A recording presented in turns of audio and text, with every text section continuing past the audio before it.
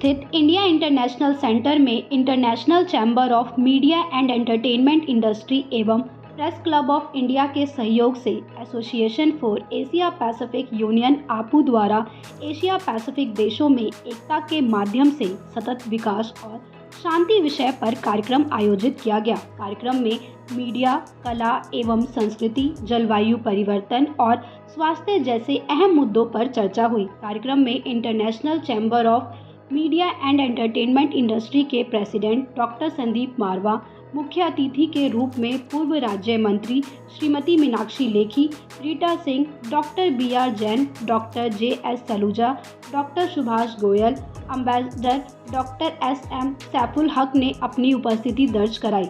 इस दौरान डॉक्टर संदीप मारवा ने कहा, मीडिया, कला और संस्कृति देशों को जोड़ने की सबसे सतत कड़ी है। इनके माध्यम से शांति और सतत विकास को मजबूत आधार मिल सकता है। कार्यक्रम की मुख्य अतिथि पूर्व कैबिनेट मिनिस्टर मीनाक्षी लेखी ने कहा कि जैसे संदीप मारवा एशिया रीजन के छात्रों को छात्रवृत्ति देकर फिल्म और मीडिया की पढ़ाई के लिए आमंत्रित करते हैं, ऐसे ही प्रयास एशिया महाद्वीप को एकजुट करने में महत्वपूर्ण कदम साबित होंगे। हमें सिर्फ भाषण से नहीं बल्कि एक्शन में कुछ बातों को लाना होगा। इस दौरान सभी अतिथियों ने अपने विचार साझा करते हुए कहा, एशिया पैसिफिक देशों के बीच मीडिया की सकारात्मक भूमिका, सांस्कृतिक आदान प्रदान और जलवायु व स्वास्थ्य पर साझा प्रयास ही स्थायी और शांतिपूर्ण भविष्य का मार्ग तय करेंगे। कार्यक्रम के अंत में सभी अतिथियों को मोमेंटो भेंट कर सम्मानित किया गया। और क्या लगता है कि एशिया पैसिफिक देशों को जोड़ने के लिए कितना जरूरी थी ये बैटल? सभी लोगों को यूरोपियन यूनियन के बारे में पूरा ज्ञान है, लेकिन बहुत कम लोग हैं जिन्होंने एशियन यूनियन की बात की है। हमारी संस्था ने ये पिछले 20 सालों से इस प्रलय को, इस पूरे यात्रा को शुरू किया हुआ है और हमारे सभी मेंबरान इस एक आइडियोलॉजी पे, एक थिंकिंग के ऊपर काम कर रहे हैं कि एक एशियन यूनियन भी होनी चाहिए ताकि एशिया के ये 48 देश आपस में मिलजुल कर बड़ी आसानी से, चाहे वो हॉस्पिटैलिटी है, चाहे टूरिज्म है, चाहे फिल्म, टेलीविज़न या मीडिया है, चाहे वो एनवायरनमेंट है, चाहे इंडस्ट्रीज़ हैं, बिजनेस है, यानी कि कोई भी सेगमेंट हो उसके अंतर्गत आसानी से काम कर सकें और एक दूसरे देशों के हम लोग काम आ सकें। ये प्रथा बहुत डिफ़िकल्ट है, आपस में लोगों की वैर है, लड़ाई झगड़े हैं, बॉर्डर के कॉन्फ्लिक्ट्स हैं और उन तमाम को नज़र रखते हुए भी हम लोगों ने फिर भी इस पूरी यात्रा को छोड़ा नहीं है, क्योंकि हमें लगता है ये आज नहीं तो कल ज़रूर होगी।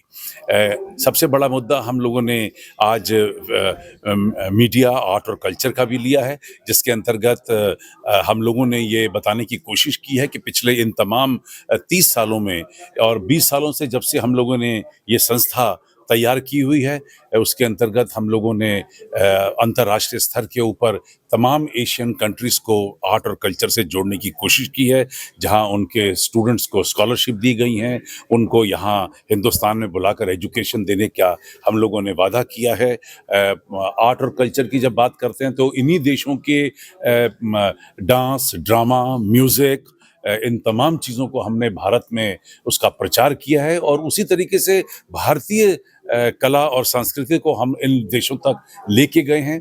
ICCR जो भारत की मिनिस्ट्री ऑफ एक्सटर्नल अफेयर्स का एक हिस्सा है, वो भी इस काम में लगा हुआ है, लेकिन शायद मुझे लगता है हम उससे थोड़ा ज़्यादा लगे हुए हैं और हम लोगों ने अब तक इस पूरे प्रोजेक्ट को लेकर एशियन यूनिटी अलायंस का भी गठन किया हुआ है और एशिया के नाम से बहुत सारी संस्थाएं ऐसी चलाने की कोशिश की है, जिसके अंतर्गत हम लोग इन तमाम देशों को इमोशनली, फिजिकली, कल्चरली यूनाइट करने की कोशिश कर रहे हैं। कि उन्होंने कहा कि ये छोटी मोटी चीज़ नहीं है, कि यूनिटी करने वाला जो बात है ये मुट्ठी खुल जाती है, बड़ी मुश्किल जुड़ती है और ये जुड़ जाएगी ना जिस दिन एशिया पैसिफिक एक हो जाएगा। और इतने कुछ हमारे पास रिसोर्सेज हैं, बताऊं आपको मैं, हमारे पास नो हाउ कई चीज़ों का। ऑस्ट्रेलिया के पास है how to generate power from sea waves, Indonesia में टेक्नोलॉजी है how to improve coal quality.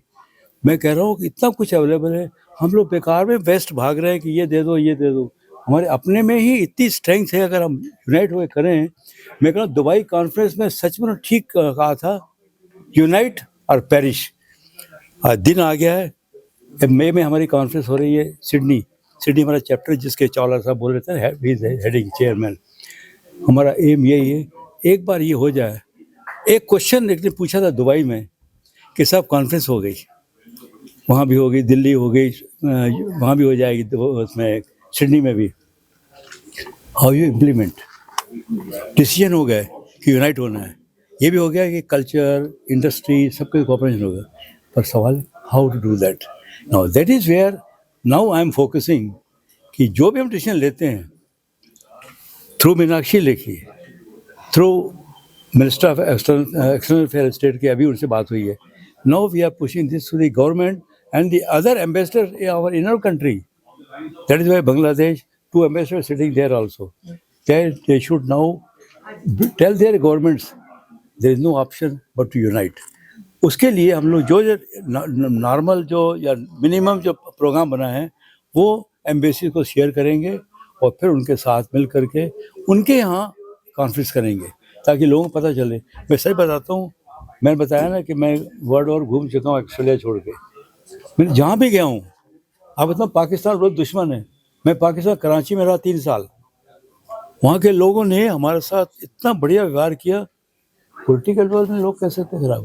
मैं फिलीपींस रहा 3 महीने, मैं रशिया करीब, रशिया तो लोगों में ससुराल है, क्योंकि मैं हेड करा था रशिया की कंपनी को, 10 साल तक उसका हेड था, रोमेट सेल। मैंने रशिया में देखा, गाँव में जा कर के सारे मिलना चाहते हैं। It is only at a political level that they are divided. मेरा ये कहना है, अब टाइम आ गया है, हम तो वो एक पुरानी वो है ना कहावत, हम होंगे कामयाब। मैम अभी एशियन यूनियन की बात कर रहे हैं, एशियन पैसिफिक यूनियन की बात कर रहे हैं। Are countries in Asia ready for this union? You talking about India or other countries? No, the countries in Asia. I think it's an ongoing talk. I mean, they are ready in some ways, and some ways they are not ready. That's what I mentioned in my speech. That it's not going to be an easy way, because we have certain technologies and other things we don't want to give away. But yet, what we've seen, what's happened in COVID, everybody's realized that we got to work together. So there's a big challenge. So there will be some areas where we'll get together, and there are certain ways where we'll have to work towards getting. So it's the younger people, basically, today is the time with the Gen Z and all these people.